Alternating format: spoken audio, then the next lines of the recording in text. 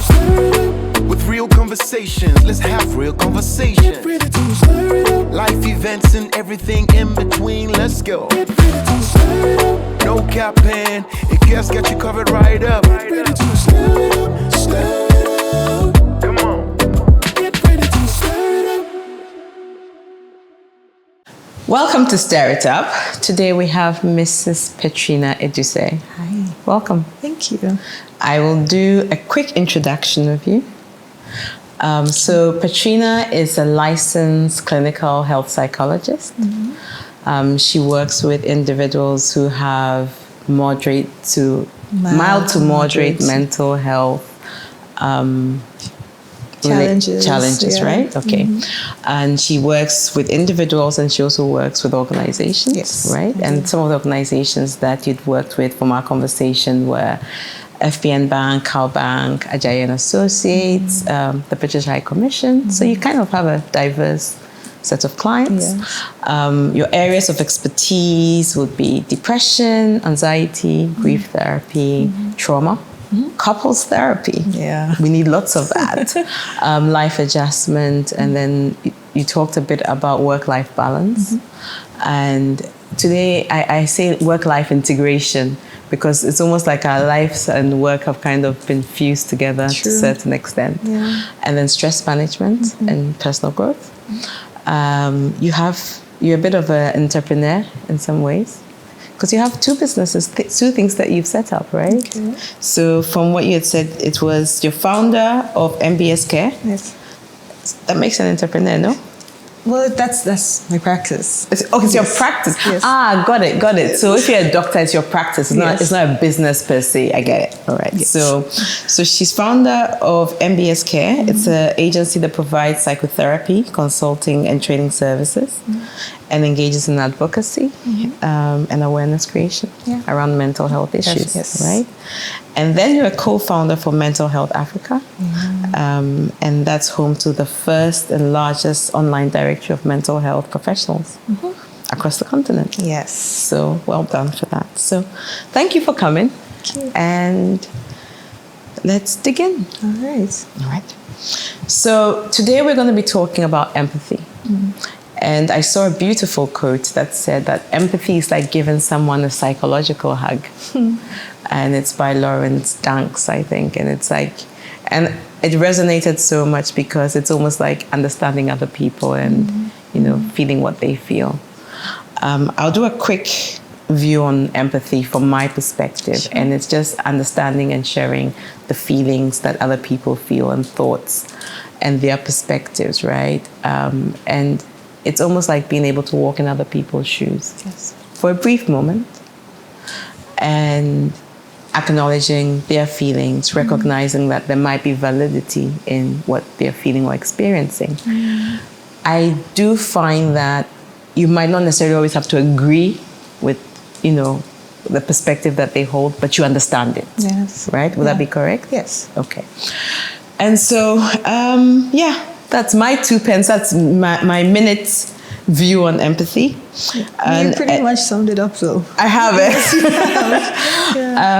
And I find that it's important for all relationships because a lot of us feel misunderstood. A lot of people feel misunderstood. Yes. And so once you can take a moment to recognize how someone else feels, then it helps build relationships and work better together and coexist better together, right?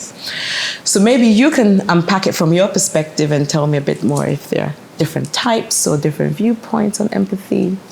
Yeah. Okay.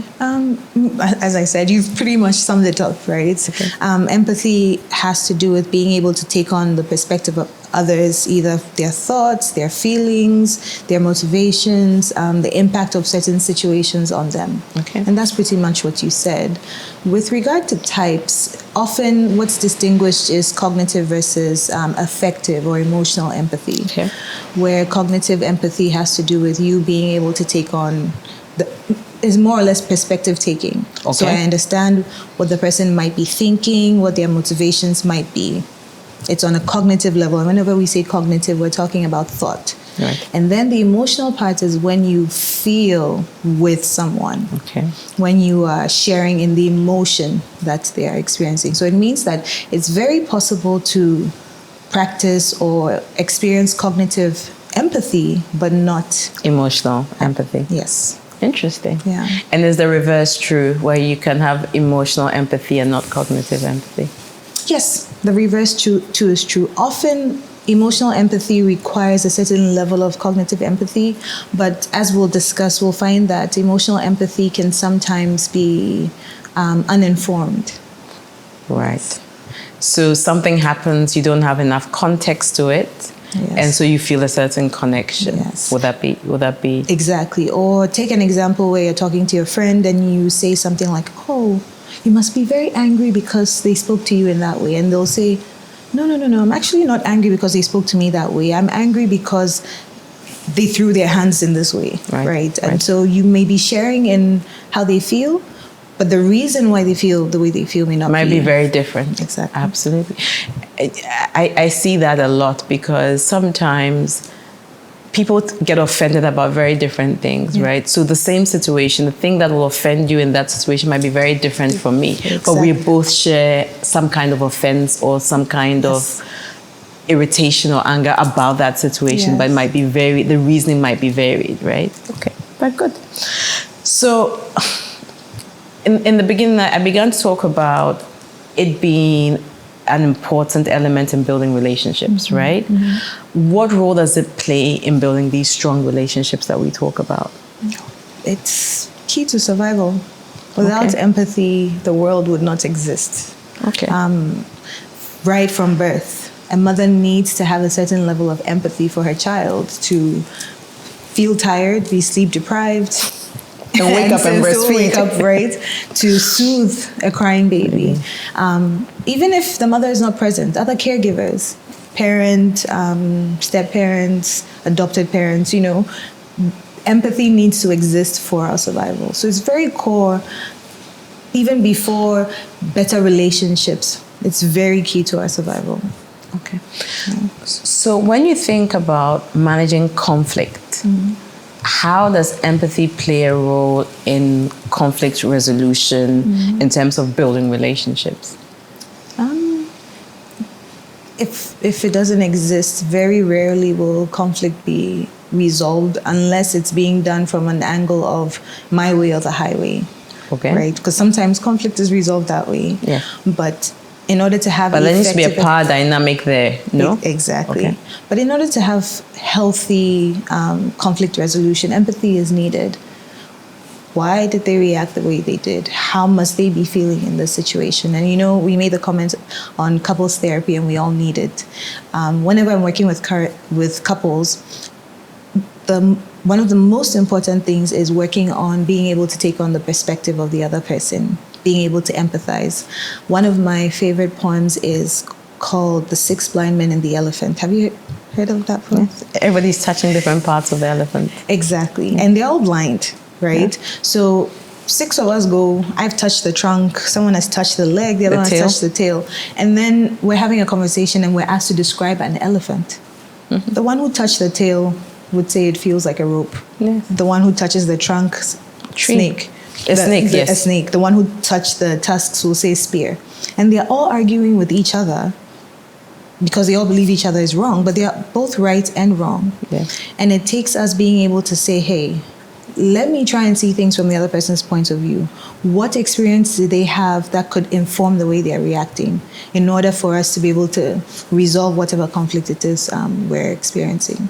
Yeah. So I like that description of it, right? Because a lot of the time we think that two opposing ideas or two different ideas cannot be true or cannot live together in one space. Yeah. But they can. Oh, definitely they can. Yeah. Because the fact that I feel a certain way doesn't invalidate your feelings about something, right? Mm-hmm. But I want to be understood and you want to be understood. So maybe it's just pausing and saying, I get you. This is how I feel, but I get you. Maybe that's what it is. And sometimes too, it might lead to you shifting on your stance. Right. When you take on the perspective of the other person, oh, okay, I can understand how maybe with a couple, maybe, and this may sound stereotypical, but let me use this example. Okay, she's been in the kitchen all morning into the afternoon cooking, and then I left my plate on the table and I didn't put it in the sink. I didn't wash it. Or I didn't wash it, right? And I can understand what it would feel like if I had been doing that all day, and then the very little thing the person could do to support, they didn't do. Right. That's an example. Absolutely. I was having a conversation with one of the guys on my team the other day, and he's a new father. And, you know, he goes off to work. He works a full day. He comes home, and his partner has been taking care of the baby the whole day. And she still expects that, well, you've come home, come and help me with the baby. But in the back of his mind, he's thinking, I've been working the whole day, right? Yeah. But she's also thinking, I've been stuck in this house with the baby the whole day. Yeah. And I'm tired. I need a break, right? And both of them are absolutely right. Absolutely. Right? Yes. But the question is, where do you do a bit of perspective taking and kind of, you know, meet each other at some point where she could be saying he's tired, acknowledge that and say, but could you give me half an hour of a break? And then he could say, you know what, I'm also tired, but I will do this, you know. And sometimes it's just understanding each other, and that makes a world of difference. And it's interesting, I was also saying to him when we're having this conversation, that sometimes make the decision that you're going to do it so you don't feel stressed out when you're asked to do it. Anyway, so there are people who, these days we're always talking about people who are genetically predisposed to certain things. So we talk about, you know, studies are beginning to show that addiction, there are people who are genetically predisposed to addictions, right? And things like that. If you think about empathy, is it one of those things that are inherent, as an inherent trait? Or is it something that you learn, or something that you're predisposed to? I mean, what is the science behind, you know, empathy, or neuroscience behind empathy, and how people are built? And I like that you're asking this question, because a lot of the time when we think about concepts to do with mental health and relationships, we assume that it's this abstract thing that hangs in the air, emotions, thoughts. But there's always a biological basis. There's always a biological backing, neuroscience behind it. We are all born with some level of capacity for empathy. So the capacity for empathy, and when I say we are all born with some level, research has shown, and as is common experience, if you're familiar with autism, people who are diagnosed with autism have a limited capacity for for cognitive empathy, right? Because something is happening at the brain level that makes it difficult for that to happen. But the science behind empathy rests on something we call mirror neurons, right? Or the mirror neuron system. Now, mirror neurons are the cells of the brain, right? They're involved in our thinking, our feelings, and whatnot. Mirror neurons are the neurons that help us to be able to learn by mimicking. So mirroring people's behavior. So when you're a child and then you see, okay, mommy is holding the spoon like this, or daddy is holding the spoon like this, let me also try and use those mirror neurons are active. When a child sees a parent or a sibling sad, mirror neurons are okay. When what's going on here? This facial experience is made, it means the person is angry, or it means the person is sad, and things like that. So behind empathy, research has shown that is mirror neurons. So we're born with a capacity for empathy, but varying levels of it. It definitely can be taught, especially what is being found out now in the medical field. You probably may have had an experience like this. It happens all over the world. So I don't even say in Ghana, where you go and see a medical professional. Sometimes they barely look at you and, hey, what's wrong with you? Okay, you have headache. Okay. You have this, go and get this medicine. And then you're done. You're done. There is no human connection, no sense that they empathize with what your struggles are. And so a lot of medical facilities that are serious about what they do give training to medical professionals because they've noticed that empathy is associated with higher rates of patient recovery. Okay. Yes. Okay. So it can be taught as well. Absolutely. That's good to know. Now, just because you said we are born with some level of empathy, when I was doing some research for one of these podcasts, fear of falling and fear of sound were one of the fears that we are born with, when you're born. And you're talking about how there's some level. Are there things that influence the level of empathy that you're born with? Research on that is a bit scanty. Okay. However, what has been found is that people who are more likely to be empathic or have high levels of empathy, which we like to call empaths, have a more sensitive mirror neuron system. Okay. And day in and day out, research is finding that if a parent carries out a behavior over and over again, their DNA also starts to shift and change. Okay. And so children that they give birth to are likely to be born with a predisposition to certain things, like the example of if there's no addiction in my family and I start to abuse alcohol, my DNA will start to recode. Exactly. Right. And then my children are likely to inherit some predisposition towards alcoholism or alcohol abuse. And so when it comes to empathy, there's very little research in that area as to whether empaths give birth to empaths and things like that. But life experience has a huge role to play in that more than...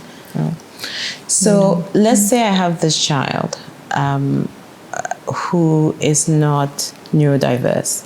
And because we've talked about how some kids that are a bit neurodiverse might struggle with empathy, right? And I realized that they don't have very high levels of empathy. And I want to teach this child some degree of empathy. Okay. If there were two things I could do to start teaching the child empathy, what would those things be? Okay. And this is if the child is not neurodiverse. It's not neurodiverse. Teaching them about emotions. Okay. It's key.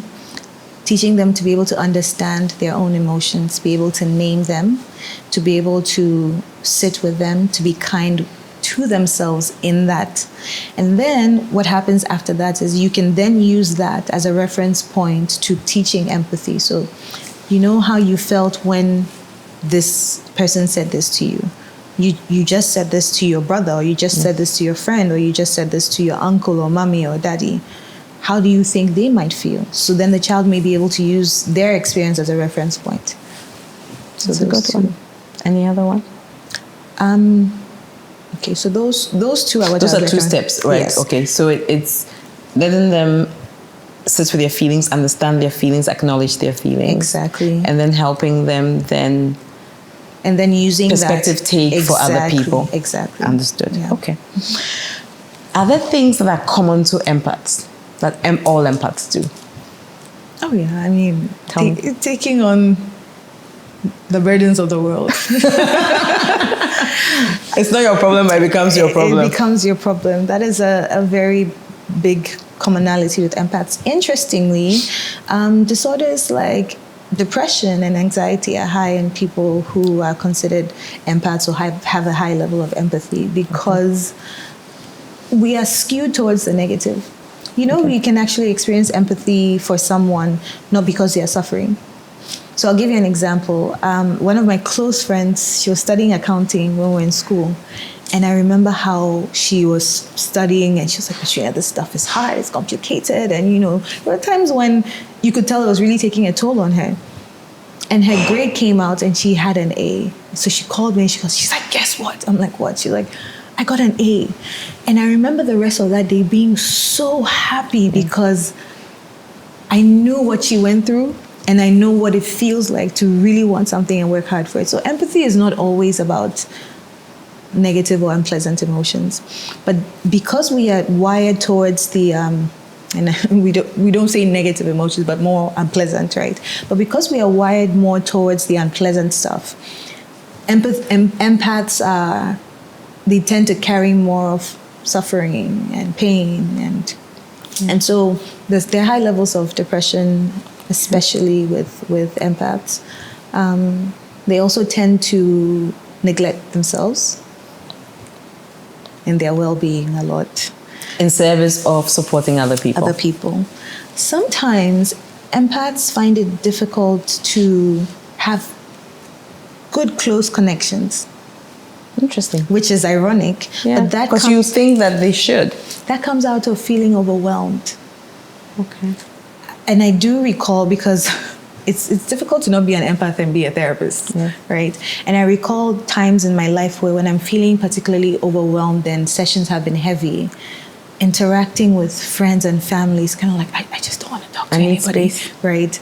If you don't recognize that this is a thing and intentionally work on it to take care of yourself, your relationships can suffer. Understood. Just bouncing off the piece you just shared, is there anything to support that empathy could also be a trauma response? Yes. All right. Tell Definitely. me more. When you go through a certain experience in life, there's a desire, especially childhood trauma, there's a desire to not be in that situation. There's a desire to escape it. There's a wish that somebody would see you, right? Someone would, it could be the person who is at the helm of affairs in the trauma situation, that they would recognize that you don't deserve to be treated that way. And so as you go on, and another thing too that happens with people who experience trauma is this thing of mind reading. If you grow up in an abusive home, something happens where your mind is always trying to anticipate what's going to happen. What's going to happen. So you can be safe. Thank you. So then you're trying to think, oh, what are they thinking? Are they angry? Would this make them angry? You know? And that also builds your mirror neurons to become a lot more sensitive. And so, yeah, there is definitely a lot of... I can definitely see that, because there's an element of wanting people to treat you a certain way. And so you treat people a certain way. And maybe there's a hope that if I'm kind to people, if I'm thoughtful to people, then they might reciprocate that, right? So maybe there could be a connection in that direction. Yes, and then sometimes a desire to, because you know what it feels like to be in that situation, you don't want other people to have to experience that. You want to help them so that no one was there for me, but I want to be able to show up. And this is one of the benefits of empathy, where it enables you to be able to help other people who have gone through what you've gone through. And sometimes even people who haven't gone through what you've gone through. There's a program that my colleague Carol and I are running, and we were talking to, it's a group of fashion designers, we're doing some training with them. One of the girls said, when I started fashion design, no one kept, there was no gatekeeping. People showed me, I was very fortunate. I didn't struggle. And I want other people to be able to experience that. So you also don't necessarily have to experience trauma, but then trauma can also lead to people wanting to help and be more empathetic. And, Okay, so let's go into some myths and truths around empathy. Okay. Sometimes people mix up empathy and sympathy. Are they one and the same? No, they're not. Okay, tell me why. Empathy is more or less like I'm feeling with and I'm thinking with you. Sympathy is I feel for you. I feel sorry for you. Yes, so there's a lot more distance in sympathy, where empathy, there's a bit more closeness in that. Great. Empathy is a fixed trait. You're born with it.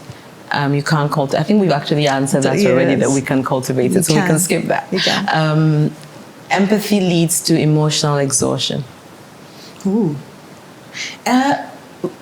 The statement in itself is a no. Okay. If you don't manage empathy well, okay, definitely. I mean, I know firsthand what that's like. So it could, but it's a myth that's a definitive, right? Yes, it is. Empathy means you're always agreeing with everybody else. No. Not necessarily. Empathy means you can validate, you can take perspective, but you don't have to agree with.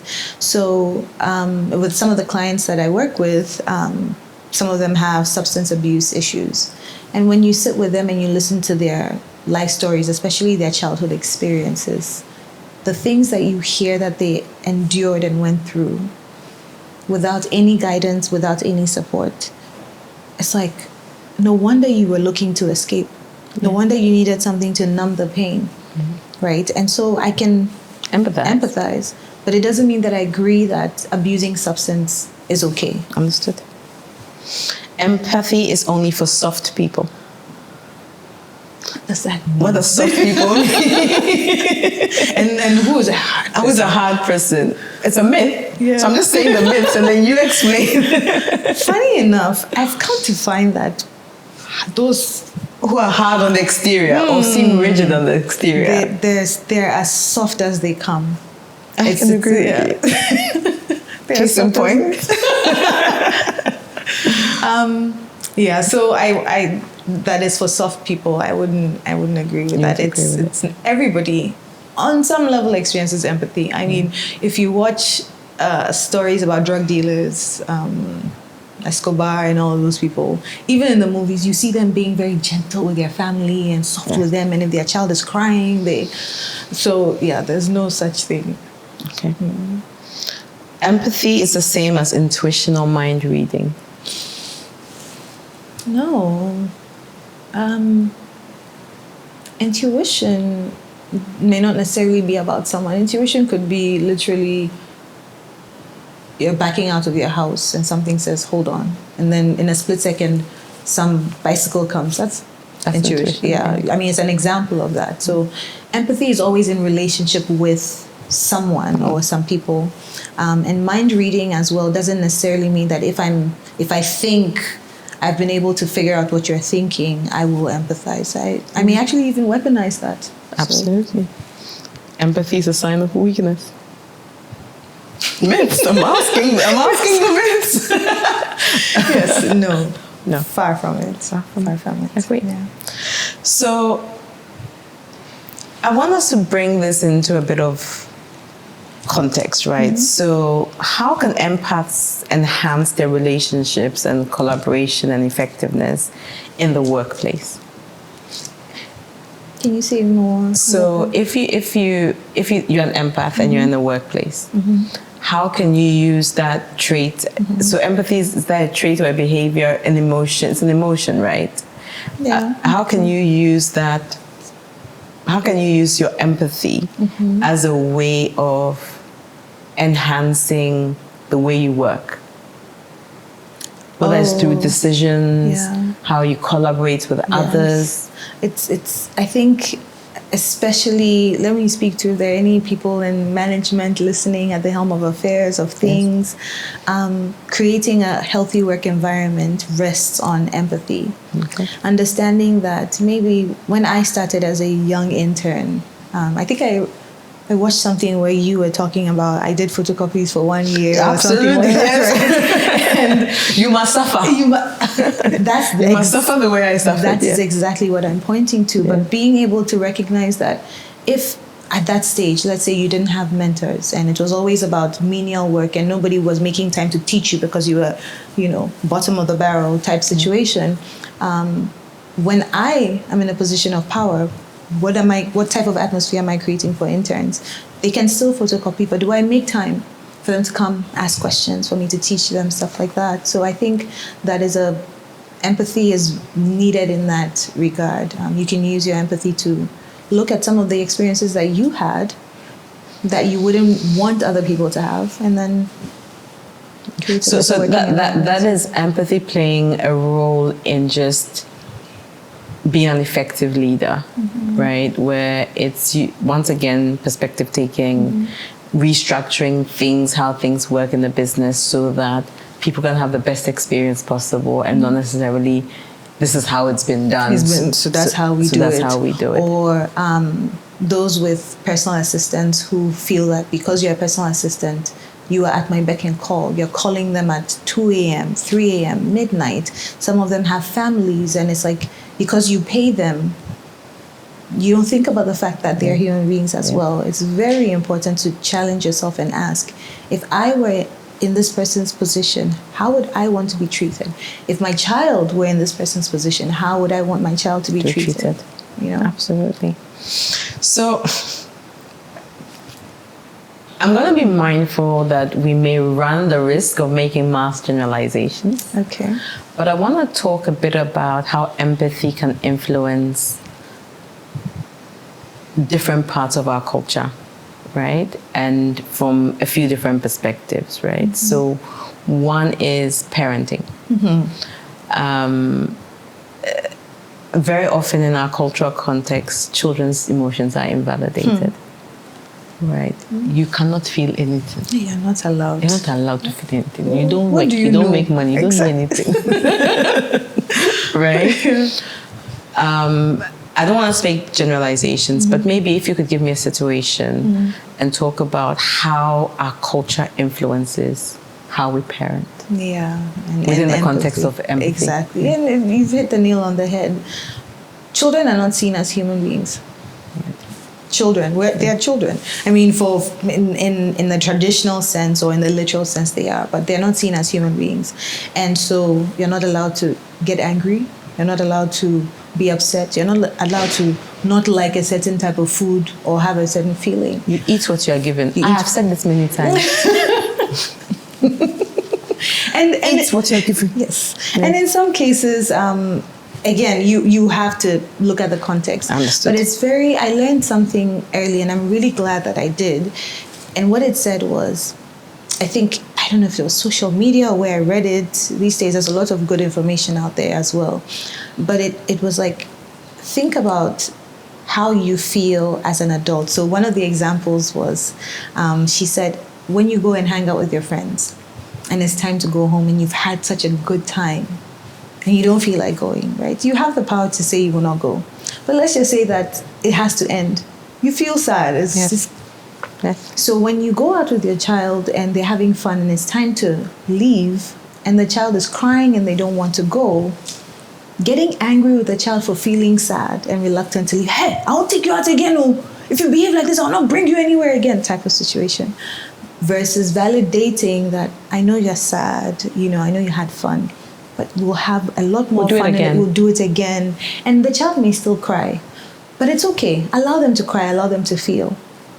So that and other situations, for me as a parent, I can say helped me, because whenever my daughter is acting a certain way, I ask myself, as a grown-up, what does that look like for me as a grown-up? How does it show up for you? How does it show up for me? And then when I connect with that, I'm able to be more empathetic with her situation. And it doesn't mean that you allow anything and everything to happen. Yeah, there are times when it's, you know what, this is what's available, eat. And there are other times where it's kind of like, okay, you didn't put effort into the food that you made, and you know what I mean? You blended everything and threw it into the oil. So it's like, if they're fussing, then it's okay, do you want bread type of thing. Got it. What I hear you say is, once again, look at it from the child's perspective and mirror it against how you would feel within that a similar situation. Yes. Cool. Yeah. Even for parents with adult children, because that's still a concern. Young women and the pressure of, hey, you're getting older, won't you marry? Won't you hurry up and marry? How would you feel? It's the fact that perhaps they really do want to settle, right? But they haven't been able to find someone yet. How would you feel if there's a struggle that you have yourself, and rather than get support and understanding, people are piling it on you as though there's something wrong with you? Exactly. Right. The next one is traditional norms, right? How can empathy influence, some of the traditional norms that we practice? I'll throw you a bone and give you an example. Okay. So widow rights and funerals. Yeah.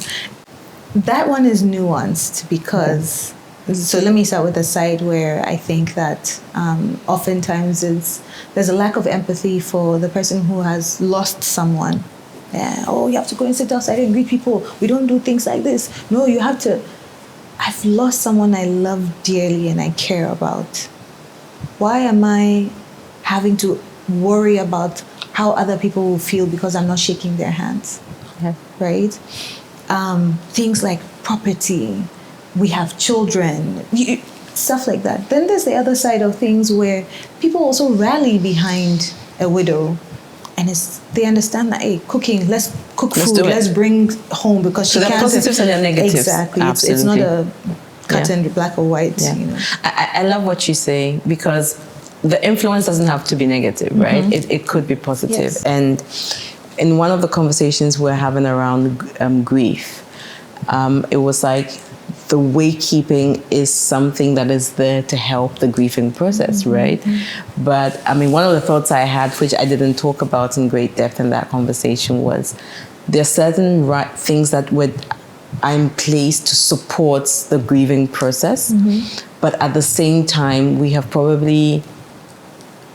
evolved in such a way that they've not evolved positively. Yes. Right? Yeah. So widow rights are probably there for a good reason, but at the same time, maybe the evolution of it has kind of lost a bit of its way, right? Yes. There are a lot of parties now during a funeral instead of actually that whole solemn nature. Exactly. But the party is there for a reason. It's like, after you've grieved, let's kind of celebrate the person, right?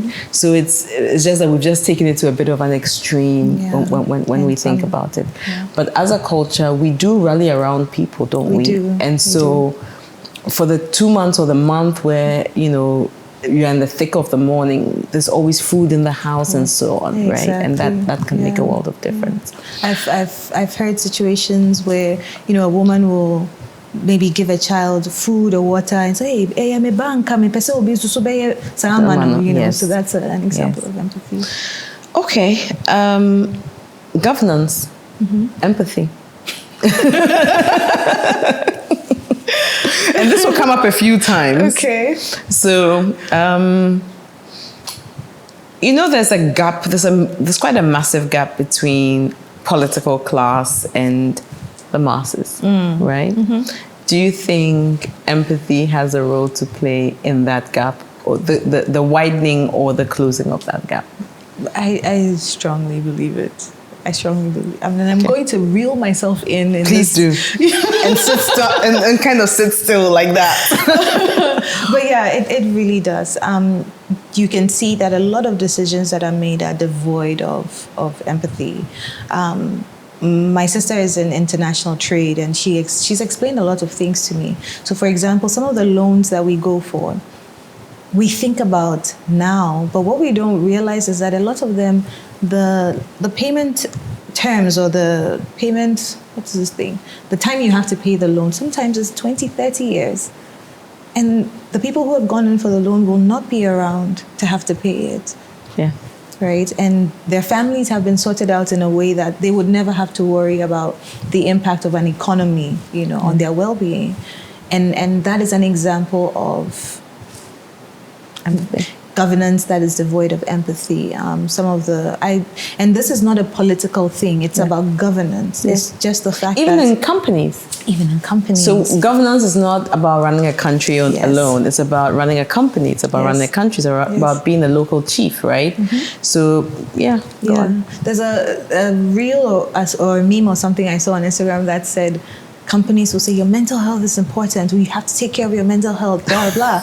And instead of getting therapy for your workers, instead of creating a healthy work environment and things like that, it's like, let's have a pizza party because your mental health is important. Pizza parties don't fix those problems. Let's do what actually needs to be done. Let's be willing to lower our bottom lines in order to be able to create better work circumstances for people. Or manage what it takes to achieve the bottom line. Exactly. Yeah. Because a lot of the time we don't realize that it's blood, sweat, and tears for some people to achieve that bottom line. Yes, yeah. Okay, so within the same question, but within the construct of traditional roles of men and women. So this whole idea of does empathy play a role in how we see the role of a man. Let's start with a man. Yes, there definitely is that. So I guess two areas I might want to touch on, or I would want to touch on, would be one in terms of providing, and then emotions, where we would say things like men need to be more emotionally aware and in touch with their emotions and stuff like that. Yet, when a man is sensitive, he behaves like a woman. Why is he so sensitive? Right? Instead of looking at him like this is a human being who gets scared, who has fears, who feels sad, who feels disappointed, just the same way we do as women. So also being able to create a safe space emotionally for men to express those emotions is very important. Okay. So that's one. And then the other one I want to talk about is with regard to providing. It's a man. A man is supposed to provide. A man is supposed to...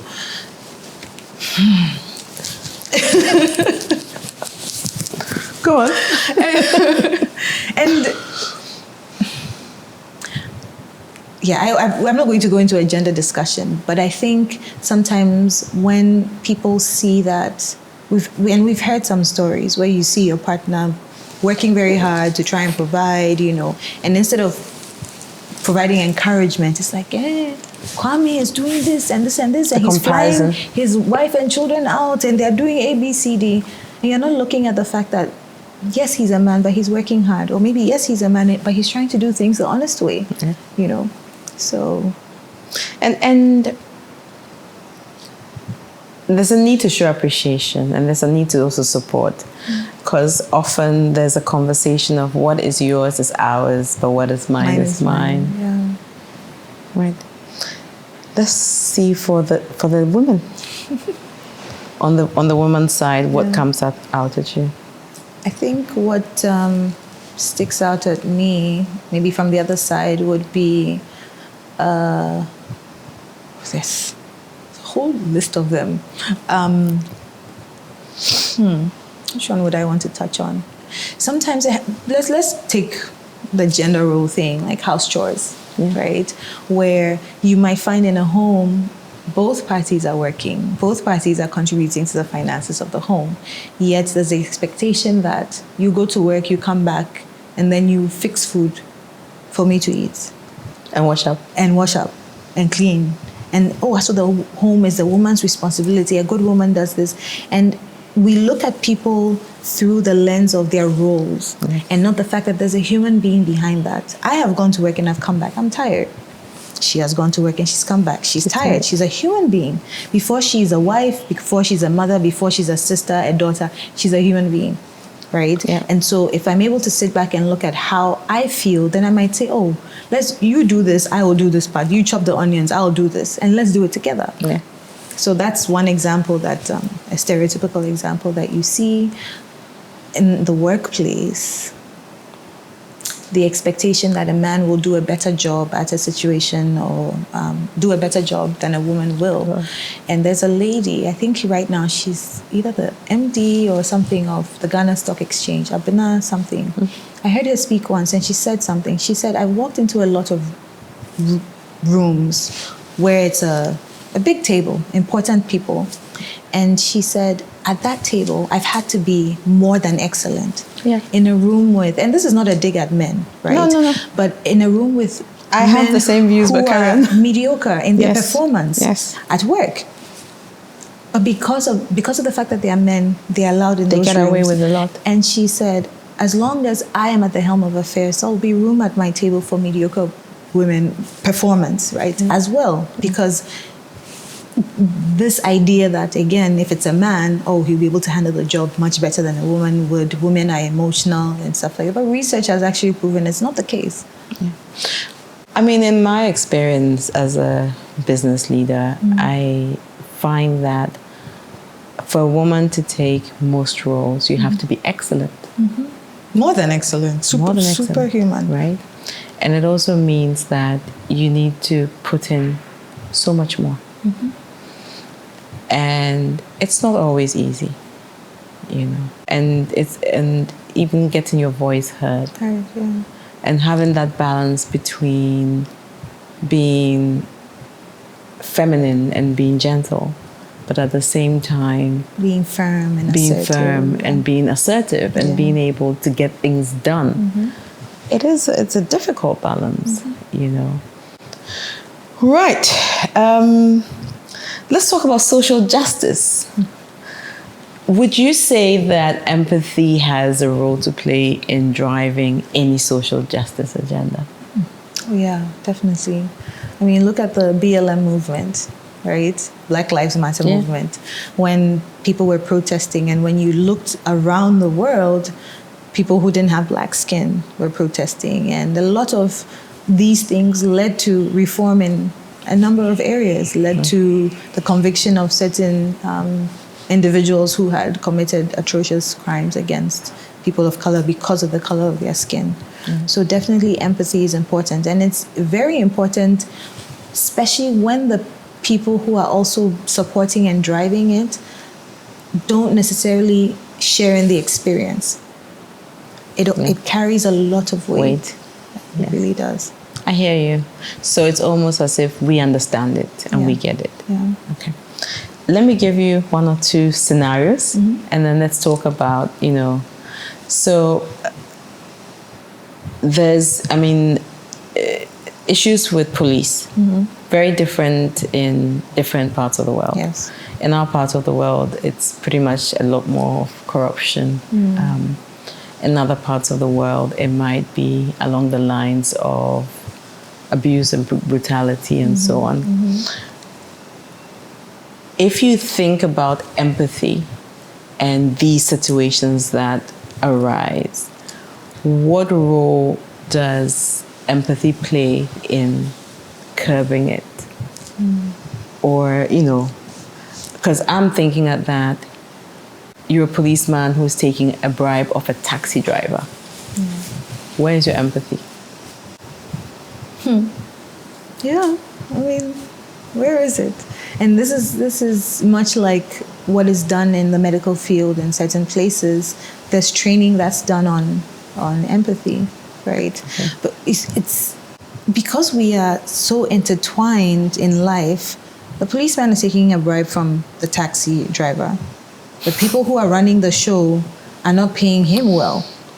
The people who are running the show are circumventing his authority. So if somebody in a V8 does something wrong and they pick up the phone and they make a phone call, hey, let him go. Exactly.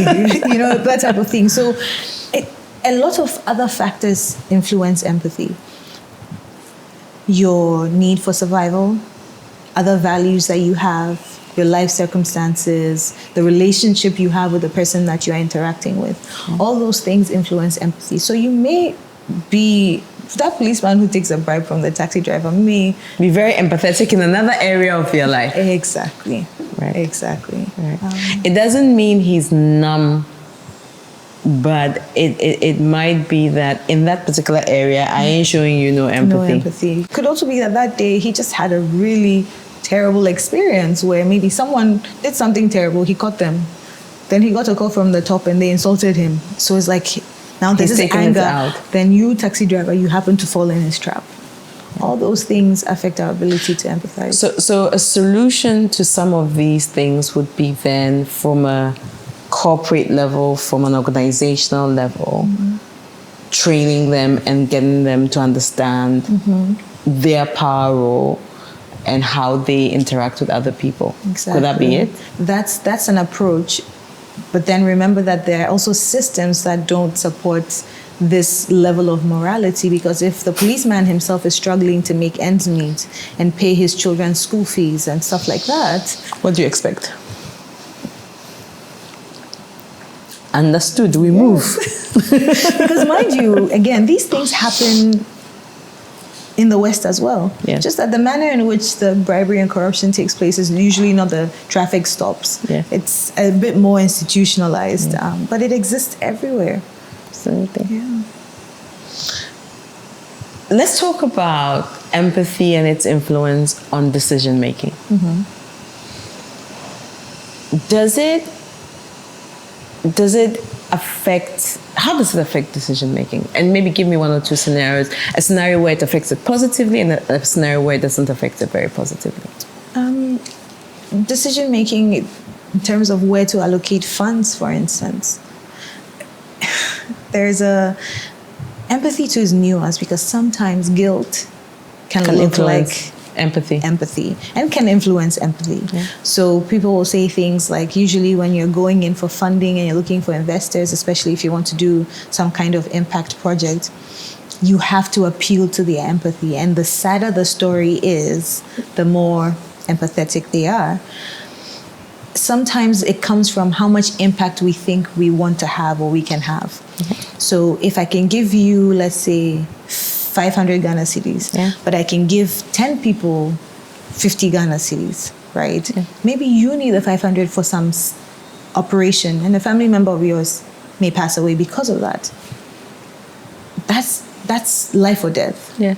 But I may look at it like, oh no, I'd rather want to spread the impact, so I'll give everybody 50 Ghana cedis. Yeah. So sometimes even the way we process the level of impact our empathy will have will play a role in that. So let me think. If we're looking at a negative way in which empathy could impact a situation, let me come back on that. Okay.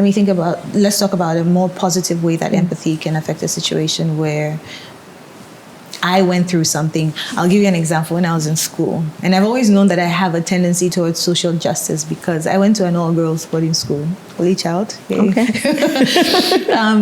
And whenever there are issues with water, there was this tap. We called it it was close to the chapel, and the taps always flowed there for some reason. Well, more often than not, the taps would flow there. And there was always this thing of the ratio of fetching water. So to be like 10 is to 3 is to 1. 10 being 10 form 3s will fetch, 3 form 2s, and 1 form 1. Now, form 1, you do the scrubbing, you're doing the cleaning. And if you're late, guess what happens? You get punished. Exactly. And that's what we went through. And that's what we went through. And so I remember when we got to Form 3, had a similar situation take place. No, I was in Form 2. And I remember I got into a huge fight with a Form 3 girl because I said, no, we're not going to do 10 is to 3 is to 1. What we could potentially do is 5 is to 3 is to 1, right? Or even is to 2. Because when you were in Form 1, it was done to you, you didn't like it. Hey, Form 2 girl, and it turned into a huge argument. But I stood my ground, and it became that, right? Yeah. And I think that's a good example of how empathy can lead to a positive outcome. Yeah. Yeah. And it's, the idea that our experiences can help us dig our feet in and just replicate what we went through, or it can drive significant change. Yes. Right? Yeah. And in this instance, it was driving change, exactly. Right? Positive change. Yes. Okay. With an example that is not so healthy is I've seen in situations where parents who struggled in life, I know what it was like to be hungry, to not have shoes and things like that. You also experienced the same thing. But thinking that they are doing better for their children, overdo it. So you don't teach the child to value things. It's like, anything they want to do. Hey, no, I struggled in life. Got it. Exactly. Got it. Right? I know what it was like to be sad. So you don't, any time the child is upset, how do I placate them? How do I make sure that they're not as sad as I was as a child? So sometimes you rob a person of the opportunity to grow and build resilience and things like that because you are empathizing. Right. This resilience thing, every time I have someone on here, resilience comes up. Yeah. And it's around how the negative experiences that we go through help us build resilience. I don't particularly like the idea. But I see it. I get it, true. Right? But I don't like the idea that I have to suffer to build resilience, but I get it. Yes. Yeah. Suffering doesn't necessarily build resilience. It doesn't always. It can build tolerance. True. And we often convolute the two. Tolerance and resilience are not the same thing. So when I talk about resilience in this case, I think about the fact that when I would see, because I was bullied a lot as a child, made fun of and things like that. So whenever my I'd see my daughter feel sad about something. I'm quickly trying to go and rescue her rather than helping her explore what it felt like, what she went through. And deal with it. Learn to navigate that. Exactly. The offshoots of that emotion by herself. Exactly. Yeah. Exactly. Okay. So, challenges associated with being overly empathetic. Oof. So, let's go. Would you like to go first? I think for me, it's often meant that I get easily manipulated. Okay. Right? Because people know how I'll respond to something. And so you get a sub-story on how they need something and they want something. Or sometimes they don't even ask you for it. They just tell you the story and leave you to figure it out and give them the answer. Yeah, people know sometimes. Because they know how I'll respond. I didn't ask you. I haven't eaten today. It's really been a very long day. Oh, then I will cook a 3-course dinner for you. Right? Or I have to pay for this and I have to pay for that. They've not asked you. Yeah. But then they know. You have a savior complex and you feel like you can do everything. And so you start thinking it's your responsibility. So that would be one thing for me that I, as an empath, I've experienced a lot of. Yeah.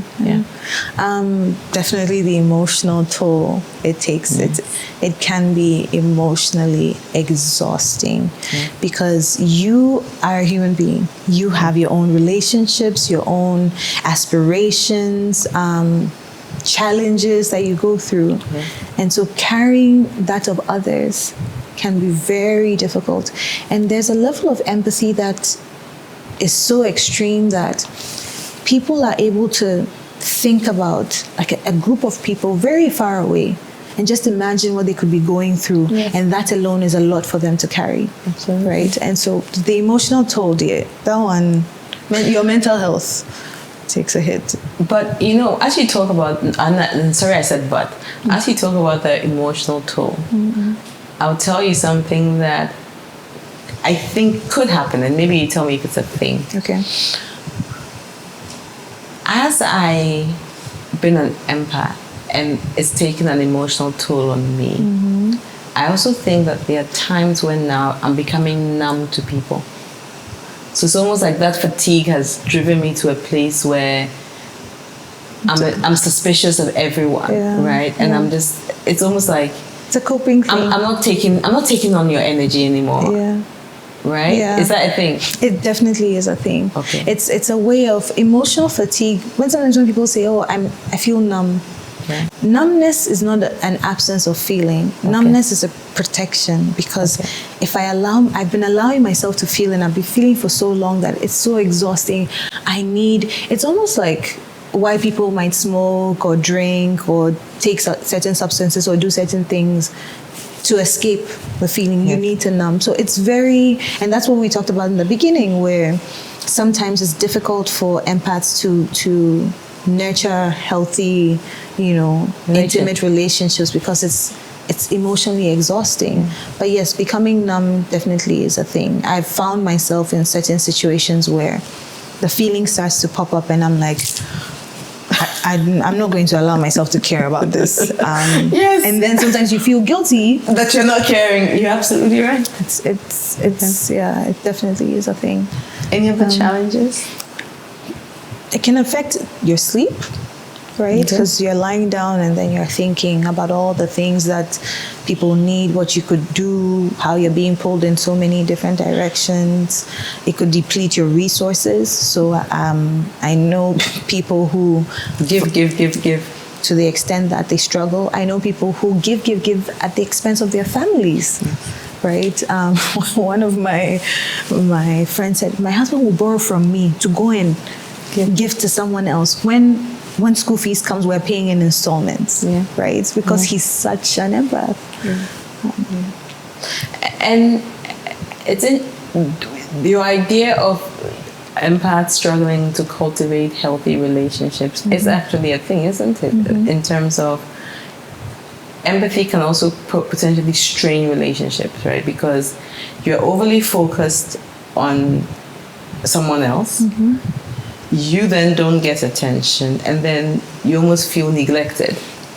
So maybe it could be the thing that then strains, because then you start feeling like you're giving, but you're not.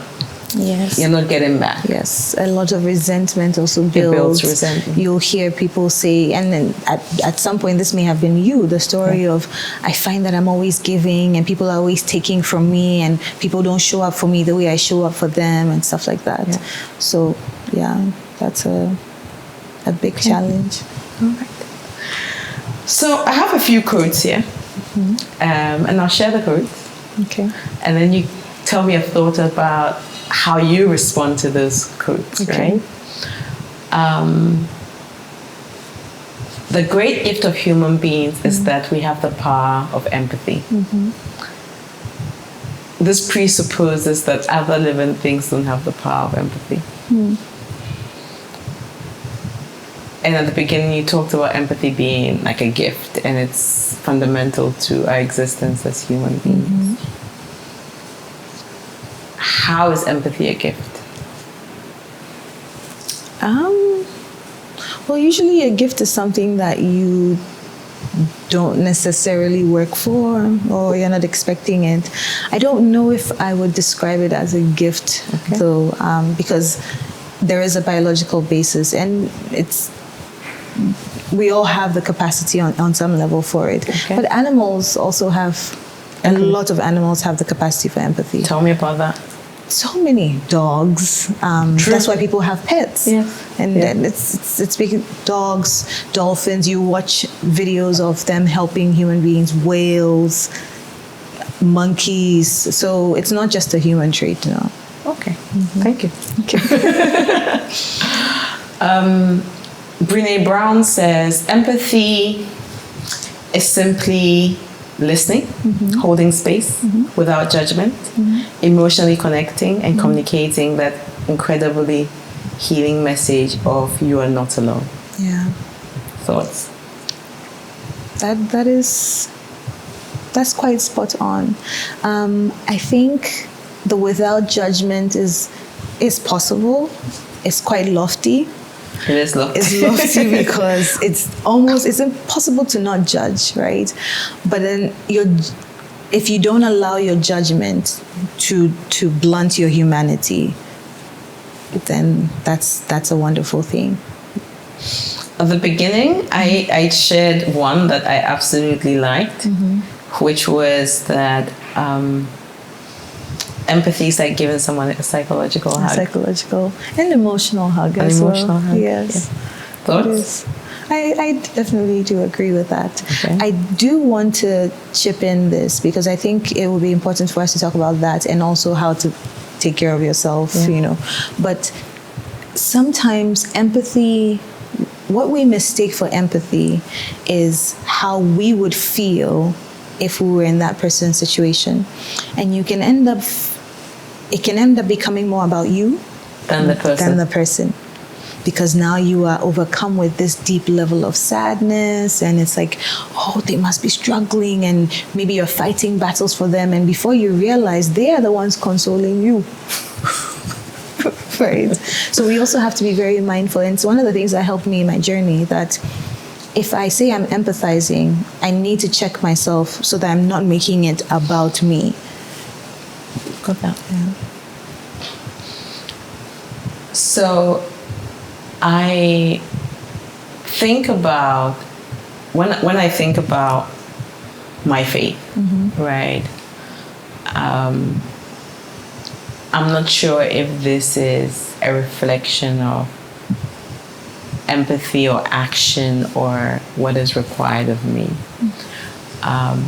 But it's just the idea of God talking about mourning with those who mourn and rejoicing with those who rejoice, right? And I think that even at the core of that is being able to connect with other people and feel what other people feel. So I do agree that it's definitely important, but we've also talked about how it could have, not so pleasant impacts on people. So my final question to you would be, what advice would you give to an empath in service of staying in balance? In balance. Right. Yes. Because the problem is when you get knocked off balance and, you're giving more and then you're operating from a place of emptiness. There's nothing more in your cup to give. Right. So I can share some of the things that I have practiced, I found helpful. There was this quote I saw that said, empaths don't absorb, observe. And sometimes... I like that. Say that again. Don't absorb, observe. Okay. So sometimes in certain situations, rather than it's like taking on everything that's going on, it's observing what's the situation about. So observing can help with certain things like this. If I'm absorbing and I see that there's a particular person in my neighborhood who is always begging or needs something, absorbing is, oh gosh, they're really struggling, let me keep giving them. Observing could be, what could be causing this? What tends to happen? What choices might the person make that lead to this? And in observing, I might actually be better able to support them and help them from the source instead of at a remedial level. I love that. Right. So that's one. The other thing that I have found helpful is to ask myself, what do you have control over in this moment? So as therapists, sometimes outside of therapy, we think about our clients a lot.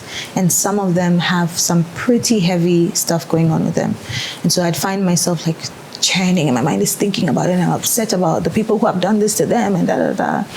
And I ask myself the question, in this moment, as you are here, maybe sitting with your family, as you are doing something else, what control do you have in changing what the experience is? And I have to remind myself in this moment that there's none. One very gangster one I've used. I like the word gangster. So right now, you and me are good. All right, let's see this one. It's the faith thing, right? So sometimes when I get to a point where I get very upset about injustices and things like that, and I'm just feeling very sad for people, then I say, you know what, God, you created them. I cannot love them more than you. So if you are going to sit down and allow this thing to happen in a place I don't have control, now it's on you. Yeah. And I do that with like all the energy of the pain that I feel. And I know God doesn't look at it like, oh, she's blasphemous. But it's coming from the idea that I cannot love someone more than God does. Yeah. So I can only do what's within my power. Yeah. And then finally, boundaries. If you're a giver, set aside a budget, a giving budget within reason. And as much as you can, don't go outside of that. If you are the one who's always making time for friends and their issues, set aside a time where you don't pick certain calls. Do not disturb. Do not disturb. Do not disturb. Or sometimes it's like, okay, you let me just listen. And then you pick up and you're listening and like, why did I pick up this phone? I knew I shouldn't have picked it up, because you also need to pour into yourself. You need to take care of yourself. Yeah. So those things have been helpful. The boundaries especially. I think this has been really good from a learning perspective and a sharing perspective. And the example you give about handing it over to God and you saying it's not blasphemous is so true. Because Shalimi, I have so many board meetings with that man and I say to him that, you know what, this is, and they're frank conversations. And I think that he's open to those conversations. And some of my biggest positive experiences have come out of big frank conversations where I am saying to him, no, this is not working the way it should work. What are you going to do about it? Because you are all seeing, you're all powerful. And sometimes he just shows me up and says, yeah, okay, yeah, you think you know it all. Let me show you who God is, right? Thank you. Thank you for having me. I'm going to make you a cocktail. Is there anything you don't have? Is there anything you're allergic to? I don't. As in cocktail, as in a drink? Yeah. Oh, okay. That's the end of the show. Okay. So most people don't know that, but I make you a cocktail and then there's a trick to it. So anything without alcohol. That's fine. to the fun part of this. Okay, that's a nice surprise. It is a nice surprise. I make you a cocktail. Okay. And you're required to tell me 2 things in the cocktail. Okay. Okay. All right. So I have been stir it up. trying to practice mindfulness in other ways, drinking and eating. So let me see if I can tap into it. Let's see. Let's see.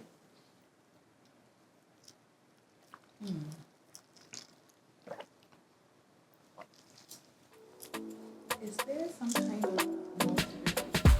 There is a malt drink in there. And ice? That's a good one. That's a good one. Somebody said there was water in it. I mean, somebody said there was sugar in it. So I get all sorts. Stir it up. Thank you so much for coming. Thank you I very much for appreciate you. having me.